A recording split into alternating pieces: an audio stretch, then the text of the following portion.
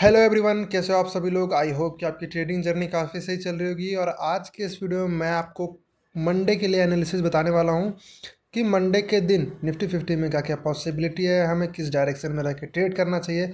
Everything आज के इस वीडियो में एक्सप्लेन करूंगा। लेट्स से आप वीडियो के एंड तक बने रहना सो दैट कि आप आज के इस वीडियो से कुछ नया सीख सको। ठीक है, तो एनालिसिस के लिए हम सिंपली चले जाएंगे। सबसे पहले वीकली टाइम फ्रेम के हिसाब से देखते हैं, ठीक ना। अगर अभी आप वीकली टाइम फ्रेम के हिसाब से देखोगे ना गाइस, तो क्या हो रहा है यहाँ पे कि काफ़ी स्ट्रॉन्ग सेलिंग कैंडल ये क्लोज कर दिया है। ठीक है, यहाँ पे अगर आप देखोगे तो ये काफ़ी स्ट्रॉन्ग बुलिश था, ये काफ़ी स्ट्रॉन्ग बेरिश कैंडल क्लोज किया यहाँ पर। ठीक है, इतना चीज़ हमें समझ में आ गया। तो यहाँ पे भी फिलहाल क्या हमें दिखाई दे रहा है, पॉइंट नंबर 1 कि हमें यहाँ पे सेलिंग करना है, हमें एस मतलब सेलिंग करना है। ठीक है, लेट्स सी मैं थोड़ा सा कलर चेंज करता हूँ। हाँ, एस पहला कन्फर्मेशन। अब डेली टाइम फ्रेम के हिसाब से हम जाएंगे ना गाइस,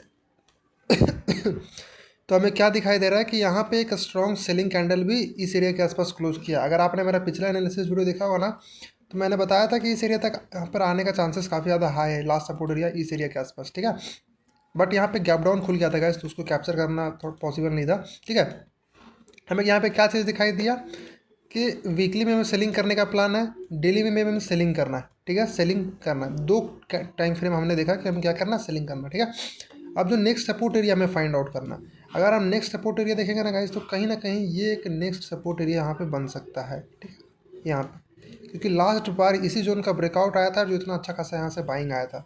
तो कहीं ना कहीं प्राइस में क्या हो सकता है कि यहाँ से हमें यहाँ तक आने का चांसेस है, यानी कि 22,728 के आसपास तक। ठीक है, तो हमें दो चीज़ समझ में आ गया। ठीक है, लेट्स सी मैं थोड़ा सा ड्राइंग डिलीट करता हूँ बस। ठीक है, यहाँ से डिलीट कर दिया। ठीक है, हमें दो टाइम फ्रेम के पे क्या दिखा दिया कि हमें सेलिंग करना। अब हम चले जाएंगे 4 आवर के टाइम फ्रेम के हिसाब से। तो 4 आवर के टाइम फ्रेम पे भी हमें क्या दिखाई दे रहा है, सेलिंग। यानी कि अगर हम देखेंगे वीकली सेलिंग, डेली सेलिंग और 4 आवर सेलिंग, या फिर 3 आवर से सेलिंग। आप जाएंगे 30 मिनट के टाइम फ्रेम पे। 30 मिनट टाइम फ्रेम पे हम देखेंगे ना गाइस, तो क्या दिखाई दे रहा है कि 30 मिनट के भी टाइम फ्रेम पे सेलिंग। मतलब कहीं ना कहीं सारा टाइम फ्रेम हमें क्या इंडिकेट कर रहा है कि आप मार्केट में सेलिंग साइड रिस्क ले सकते हो। कहाँ पे तक रिस्क ले सकते हो कि अराउंड यहाँ से यहाँ तक फॉल करके आने का चांसेस है। ठीक है, मतलब हमें ये क्या क्लियर हुआ कि हमें मंडे के दिन मार्केट में सेलिंग करना है।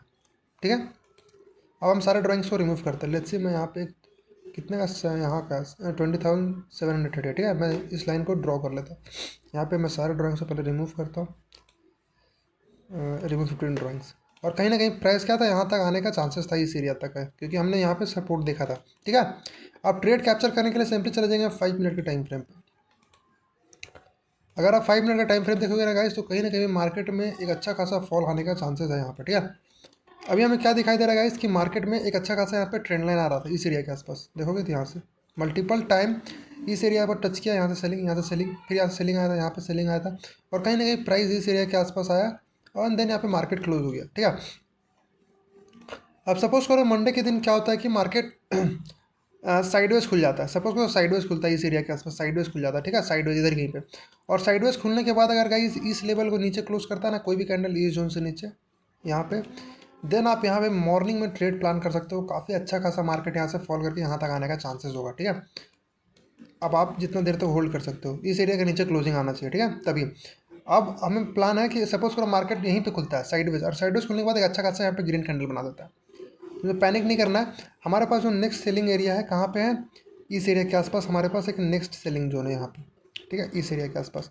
तो कहीं ना कहीं सपोज अपना वेट कर लेना कि या तो कोई कैंडल इस जोन से नीचे क्लोज कर जाए, या तो वेट कर लेना कि प्राइस धीरे धीरे धीरे धीरे इस एरिया के आसपास आ जाए।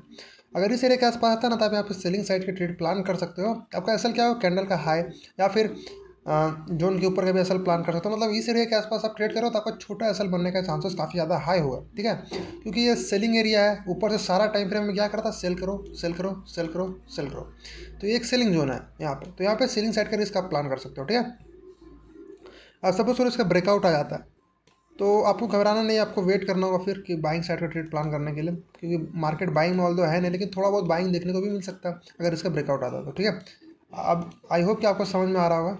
ठीक है, अभी देखेंगे मान लेते हैं गैप अप खुल जाता है, देन आपको पता क्या करना है। यहाँ पे अगर इस रेंज में घूमता रहता है इधर इधर इधर, तो आप यहाँ ट्रेड मत करना।